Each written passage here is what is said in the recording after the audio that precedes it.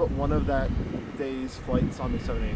Fantastic. Yeah, they have quite a One bit of them, international. like, one of them was starting, so I got them like all right before sunset. Nice. Yeah, 'cause the last flight I got was the Air Canada 78. Yeah, So and then WestJet flies several 78, 72. I think Air Canada only flies one internationally.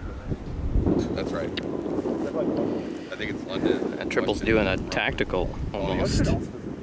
Yes, they do. It's really high Might up. be Gatwick, but it's one. I have no idea. Is it Evo or is it Conti? Or Unicon? Oh, really? That's so I flew cool. from Montreal. That's a great segment. Montreal on the 78. Thumbs up for that. This is my first time on a wide body. That's great. Congratulations.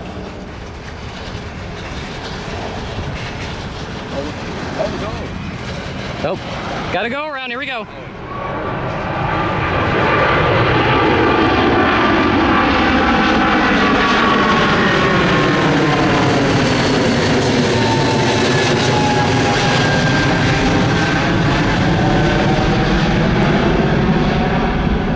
I thought it was engine flare, dude. I was nervous there, dude. Yeah.